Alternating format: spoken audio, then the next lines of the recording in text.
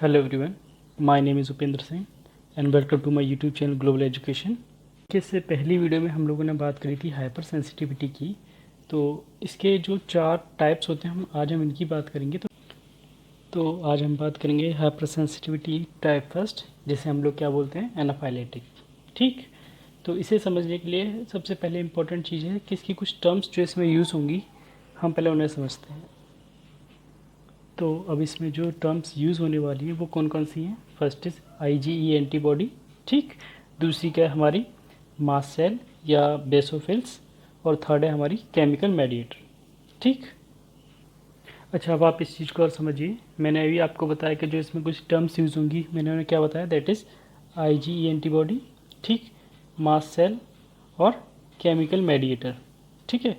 अब हम बात करें हाइपर सेंसिटिविटी जो कंप्लीट होती है 2 फेजेस में हमारी कंप्लीट होगी। तो ये 2 फेज़ कौन कौन से हैं, पहला है आपका सेंसिटाइजेशन फेज़ और दूसरा है हमारा इफेक्टर फेज़। मींस जो हाइपर सेंसिटिव टाइप फर्स्ट है, ठीक है, ये आपकी 2 चरणों में कंप्लीट होगा। मींस 2 फेज़ में ये कंप्लीट हो जाएगी। अच्छा, अब आप एक चीज़ और देखिए इसमें, जो हमने पहले पढ़ा था प्राइमरी डोज और shocking dose. Means primary dose कौन सा था, जब पहली बार इन्फेक्शन होगा तो हम उसे क्या कह रहे हैं, दैट इज़ प्राइमरी डोज या सेंसिटाइज डोज। मीन्स वो डोज जो किसी भी होस्ट को सेंसिटाइज करने के लिए करी जाती है या होती है, ठीक है।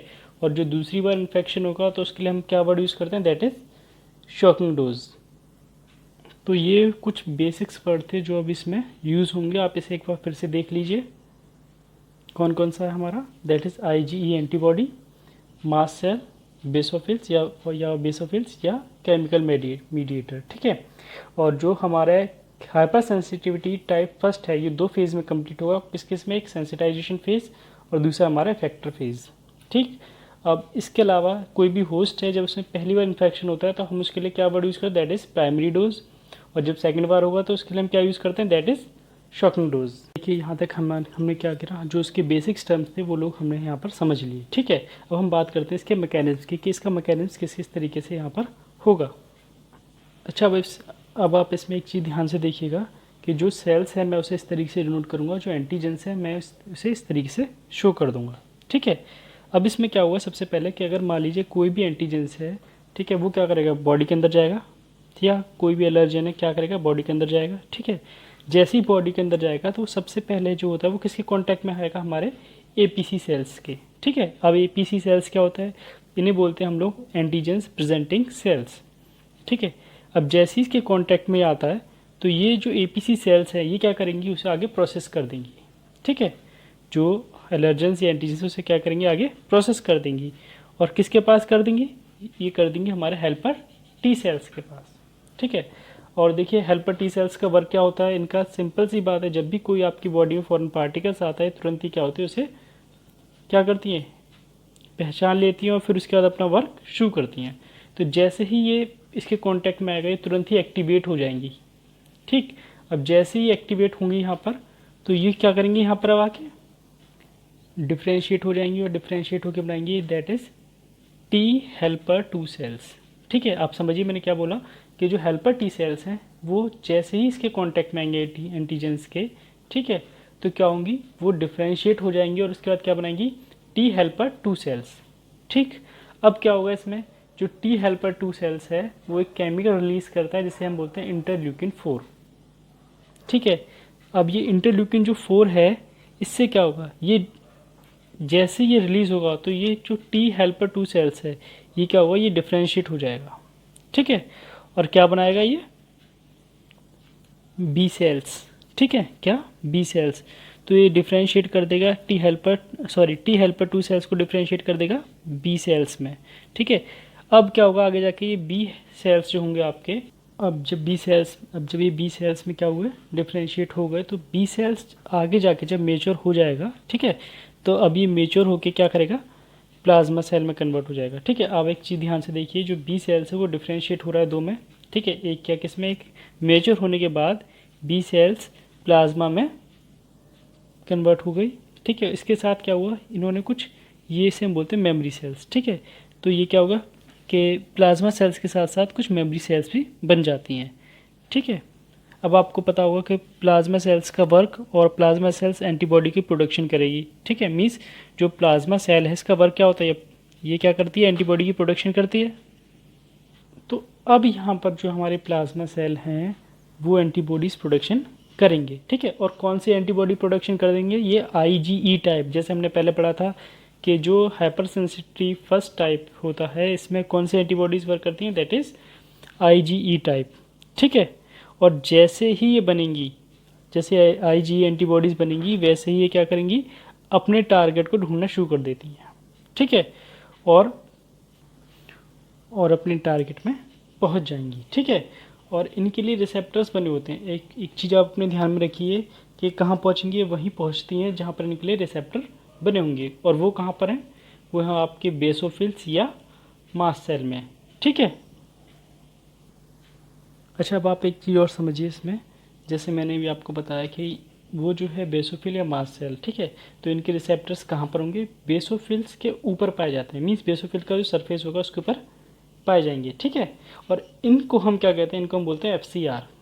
क्या बोलते हैं हम इनको, FCR। क्यों, क्योंकि एंटीबॉडी का जो रिसेप्टर एंड है वो इनकी सरफेस के रिसेप्टर के पे जाके जुड़ जाएगा। आप समझिए मैंने अभी क्या बोला, मैंने अभी जस्ट ये बोला आपसे, मैंने कहा कि जो बेसोफिल्स है, ठीक है, उनके सरफेस पे रिसेप्टर्स होते हैं, ठीक है। और जो एंटीबॉडी, आप ध्यान से देखिए, ये हमारे वाई टाइप के एंटीबॉडीज़ हैं, ये आपका बेसोफिल सेल है, इसके ऊपर ये एंटीबॉडी आके जुड़ गई, ठीक है। तो इनका जो रिसेप्टर है वो ये है, ठीक। और जो हम लोग क्या पढ़ रहे हैं, इसके सरफेस पे जो रिसेप्टर्स होंगे, ठीक है, वो ये रहे, ठीक है। तो ये क्या है, ये दोनों रिसेप्टर्स पे एक दूसरे से जुड़ गए यहाँ पर, ठीक। ये बेसोफिल्स का सरफेस पर रिसेप्टर्स था और ये आपका एंटीबॉडीज़ का जो रिसेप्टर्स था वो आपस में यहाँ पर ये ऐड हो गए, जुड़ गए, ठीक।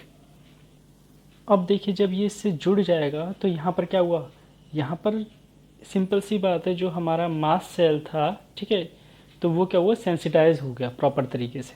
मींस अब जो हमारा, मैंने बताया ना कि हम जो हाइपर सेंसिटिव टाइप फर्स्ट है ये 2 फेज़ में था आपके, ठीक है। तो पहला क्या था आपका, सेंसिटाइज फेज। मीन्स जो फर्स्ट टाइम पर जब क्या होगा, अटैक करेगा कोई भी एलर्जेंस या फॉरेन पार्टिकल्स, ठीक है। तो ये फर्स्ट अटैक था हमारा। तो यहाँ पर आके क्या है, यहाँ पर आके आपका सेंसिटाइज फेज जो है वो ख़त्म हो गया, ठीक है। अब क्या होगा, जो अब ये मास्ट सेल है वेट कर रहा है किसका, सेकेंडरी एक्सपोजर का, कि एंटीजेंस का री एक्सपोजर करे और उसका वेट कर रहा है अभी, ठीक है। कि मीन्स जब भी नेक्स्ट टाइम एंटीजेंस आएगा तो डायरेक्ट क्या होगा, वो डायरेक्ट एंटीबॉडी से ही बाइंड अप करेगा, मीन्स डायरेक्ट ही उससे जुड़ेगा, ठीक है। मीन्स ये पूरा प्रोसेस नहीं होगा फिर अब, ठीक है। ये सिर्फ कब होगा, ये सिर्फ फर्स्ट टाइम होगा, मीन्स जब वो सेंसिटाइज कर रहा होगा, ठीक है। लेकिन अब क्या है, अब ये सेंसिटाइज हो गया है जो सेल है।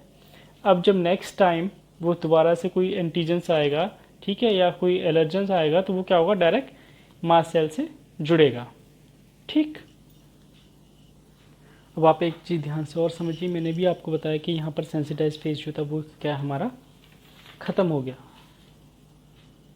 अब यहाँ से हमारा फैक्टर फेज शुरू हो जाएगा। अब एंटीजेंस का री एक्सपोजर होगा, मींस ये ऑलरेडी सेंसिटाइज है, तो अब एंटीजेंस डायरेक्टली किससे अटैच हो जाएगा, डायरेक्टली एंटीबॉडीज़ जो हैं उससे अटैच हो जाएगा, ठीक है। मींस डायरेक्ट एंटीजेंस किससे अटैच होगा, हमारे एंटीबॉडी से अटैच होगा, ठीक है। अब शॉकिंग डोज आएगा तो डायरेक्टली एंटीजेंस बाइंडिंग साइड से लग जाएगा, ठीक। मींस कौन सी थी हमारी, ये जो हमारी साइड से जो पहले से दे रखी है, अब कभी भी कोई एंटीजेंस आएगा वो यहाँ पर आके तुरंत ही जुड़ जाएगा, ठीक है। अब जैसे ही वो तुरंत ही एंटीजेंस आएगा और इन एंटीबॉडी से जुड़ेगा तो ये क्या बनाएगा, ये बनाएगा एंटीजेंस एंटीबॉडी कॉम्प्लेक्स बन जाएगा, ठीक है। अब जिससे मास्ट सेल तुरंत एक्टिवेट हो जाएगा, ठीक है। और एक्टिवेट होके इसका डी ग्रैनुलेशन स्टार्ट होगा। आप एक चीज़ समझिए, मैंने एक वर्ड यूज़ करा, दैट इज़ डी ग्रैनुलेशन, ठीक है। अब आप एक चीज़ समझिए, ये जो मास्ट सेल है इसके अंदर ये छोटे छोटे से क्या है, ये ग्रैन्यूल्स होते हैं ये, ठीक है, ये ग्रैन्यूल्स हैं, ठीक है। तो अब जब सेकंड बार क्या है, कोई भी एंटीजेंस आया और वो सीधे इनसे एंटीबॉडी से जुड़ा, ठीक है, तो ये एक्टिवेट हो गया। और एक्टिवेट होने के बाद क्या होगा, जो इसकी ग्रैन्यूल्स है ये डी ग्रैनुलेशन स्टार्ट हो गया। मीन्स डी ग्रैनुलेशन का डी मीन्स क्या होता है, टूटना, ठीक है। तो ये ग्रैन्यूल्स जो है वो टूटने स्टार्ट हो जाएंगे, ठीक है। और इसमें से कुछ केमिकल निकलेगा जिसे हम क्या बोलते हैं, जिसे उन केमिकल्स को हम लोग बोल सकते हैं मीडिएटर। ठीक है, आप समझिए मैंने क्या बोला फिर से, ये केमिकल ग्रेन्यूल्स हैं, मीन्स ये ग्रेन्यूल्स में कुछ केमिकल होते हैं जिसे हम केमिकल मीडिएटर कहते हैं। ठीक है, इन ग्रेन्यूल्स के अंदर एक केमिकल होता है जिसे हम केमिकल मीडिएटर कहेंगे, और जैसे ही डिग्रेनुलेशन स्टार्ट हो जाएगा होगा तो केमिकल वो क्या है, रिलीज हो जाएगा। ठीक, अब आप एक चीज़ ध्यान से समझिए, मैंने भी आपको बताया कि जो एक ग्रेन्यूल डिग्रेनुलेशन होगा तो उसमें से एक केमिकल निकलेगा, तो उसे हम क्या कहते हैं, केमिकल मीडिएटर। अब ये जो केमिकल मीडिएटर होता है ये दो तरीके के होते हैं। ठीक है, क्या पहला कैसा होगा, पहला होगा आपका प्री फॉर्म्ड। प्री फॉर्म्ड का मतलब क्या है, वो पहले से ही बना हुआ है। ठीक है, वो ग्रेन्यूल्स के अंदर पहले से प्रेजेंट है। ठीक, तो क्या हुआ, हमारे पास प्री फॉर्म्ड हमारे दो आते हैं कि पहला कौन सा हमारा हिस्टामाइन और दूसरा क्या हमारा सेरोटोनिन। मीन्स ये दोनों पहले से ही क्या होंगे, ये ग्रेन्यूल्स में प्रेजेंट होते हैं। ठीक है, और जैसे ही केमिकल रिलीज होंगे तो क्लिनिकल मैनिफेस्टेशन शुरू हो जाएगा। आप समझिए मैंने क्या बोला, मैंने कहा जैसे ही केमिकल रिलीज होंगे डिग्रेनुलेशन में तो तुरंत ही जो क्लिनिकल मैनिफेस्टेशन है वो शुरू हो जाता है। ठीक है, मीन्स कह सकते हैं सिम्टम्स जो हैं वो शुरू हो जाएंगे। अच्छा, अब आप देखिए जैसे मैंने आपको भी बताया कि जो केमिकल मीडिएटर दो टाइप के होते हैं, एक प्री फॉर्म्ड होते हैं, प्री फॉर्म्ड का मीन्स जो पहले से उसमें प्रेजेंट थे। ठीक है, जो प्राइमरी केमिकल मीडिएटर है इसमें आपके हिस्टामाइन हो गए या फिर आपके सेरोटोनिन हो गए। ठीक, अब दूसरा कौन सा है हमारा सेकेंडरी केमिकल मीडिएटर। ठीक है, अब इसमें हमारा कौन सा हो गया, ल्यूकोट्रिन्स हो गया, प्रोस्टोग्लैंड्स हो गया, साइटोकाइंस हो गया, या प्लेटलेट्स एक्टिवेटिंग फैक्टर, इसे हम क्या बोलते हैं, पीएफ। ठीक है, ये आपकी बुक में भी होगा, क्या है, पीएफ। अब आप एक चीज़ ध्यान से समझिए इसमें कि इनका वर्क क्या है। आप एक चीज़ समझिए, जब जब केमिकल जो मीडिएटर होते हैं रिलीज़ होंगे तो इसका इफेक्ट होगा। ठीक है, मीन जो सिम्टम्स होते हैं किसी भी पेशेंट के वो क्या होंगे, रिलीज़ होंगे, जनरेट होंगे। ठीक है, कब होते हैं, जब आपका जो केमिकल मीडिएटर है ये वर्क करेगा अपना। ठीक है, अच्छा अब एक चीज़ और, जैसे मैंने अभी आपको बताया कि जो केमिकल मीडिएटर होते हैं, ठीक है, प्राइमरी केमिकल मीडिएटर है, इसका वर्क क्या है, इसका सिर्फ एक ही वर्क होता है, क्या, ये जो वेस्कुलर परमेबिलिटी होता है उसे इंक्रीज़ कर देगा। क्या, वेस्कुलर परमेबिलिटी को इंक्रीज़ कर देगा, या जो आपकी स्मूथ मसल्स होती हैं, ठीक है, तो उसकी कॉन्ट्रैक्शन को भी इंक्रीज़ कर देता है ये, या वेसोडाइलेशन, इंक्रीज वेसोडाइलेशन भी कर देगा ये।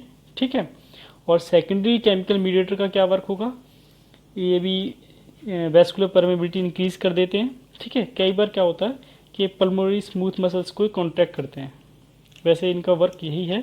अच्छा, अब ये केमिकल इफेक्ट करेंगे तो इसके कारण कुछ सिम्टम्स भी आएंगे, किसके, केमिकल मीडिएटर वालों के। तो इस केस में क्या होगा, ब्रीथलेसनेस भी हो जाती है कई बार। ठीक है, हाइपोटेंशन भी हो सकता है, और कई बार क्या होता है कि शॉक हो गया और कई बार डेथ भी हो जाती है। ठीक है, इनकी वजह से सेकेंडरी केमिकल मीडिएटर का ये वर्क हो गया इनका। ठीक है, अब हम बात करेंगे टाइप फर्स्ट की। ठीक है, डिटेल में कि दो तरीके के हमारे केमिकल मीडिएटर थे तो इनकी क्लिनिकल मैनिफेस्टेशन जो है वो क्या होगी। अच्छा, अब देखिए हम जो कर रहे हैं क्लिनिकल मैनिफेस्टेशन, ये दो तरीके से होती है, एक होती है हमारी लोकलाइज या होती है हमारी सिस्टमिक। ठीक है, तो लोकलाइज को हम बोलते हैं एटोपी और सिस्टमिक को एनाफाइलेक्सिस। ठीक, तो जो लोकलाइज होते हैं उसमें क्या होता है, आपके एलर्जी आ जाता है, एलर्जिक या रेनाइटिस, जिसे हम लोग क्या बोलते हैं, रेनाइटिस को हे फीवर। ठीक, या अस्थमा इसमें आपका आ जाएगा, फूड एलर्जी आपकी इसमें आ जाती है, या ड्रग्स एलर्जी भी कई बार इसमें आएगी।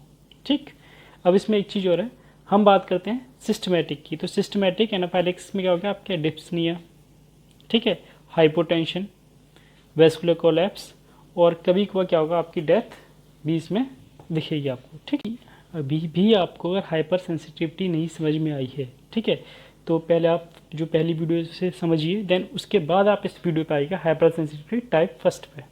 ठीक, क्योंकि उससे आपको ये पता चल जाएगा हाइपर सेंसिटिविटी होती क्या है, किस तरीके से वर्क इसमें होता है। ठीक है, और इसमें जो कीवर्ड्स थे पहले आप इसे ध्यान से देख लीजिए एक बार।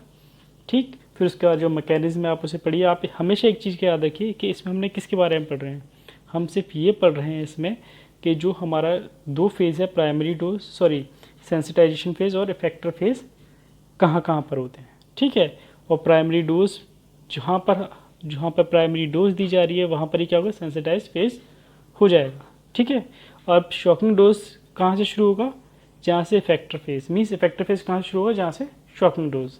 आप इस चीज़ को माइंड में रखिए। और मैंने इस पूरी वीडियो में आपको दिखा रखा है कि कहाँ से कहाँ तक ये प्रॉपर है। ये जो चार्ट आपके सामने दे रखा है, इस चार्ट को आप एक बार ध्यान से समझ लिए। एक बार मैं फिर से बता देता हूँ कि देखिए एंटीजेंस क्या होता है, हमारी बॉडी के अंदर गया, एपीसी सेल्स जो होते हैं वो उसे प्रोसेस कर देंगे, हेल्पर टी सेल्स के पास जाएगा, हेल्पर टी सेल्स जैसे ही उसके कांटेक्ट में आते हैं एंटीजेंस के, एक्टिवेट हो जाएंगे, डिफ्रेंशिएट होकर क्या बनाते हैं, हेल्पर टी हेल्पर 2 सेल्स। ठीक है, अब वो क्या करेंगे, एक केमिकल रिलीज करते हैं जिसे हम बोलते हैं इंटरल्यूकिन 4। ठीक है, अब ये डिफ्रेंशिएट करके क्या बना रहा है, बी सेल्स। अब बी सेल्स क्या होंगे, जो डिफ्रेंशिएट होंगे मेच्योर होने के बाद ये क्या बनाएंगे, प्लाज्मा सेल्स और कुछ मेमोरी सेल्स भी बनाएंगे।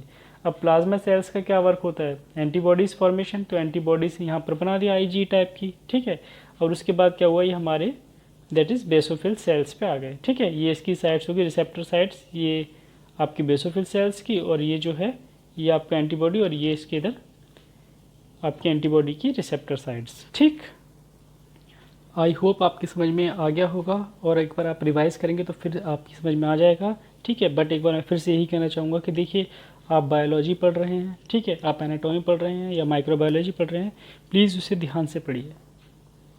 मैं फिर से एक ही चीज़ कह रहा हूँ, उसे ध्यान से पढ़िए। आपकी एक गलती किसी की जान ले सकती है।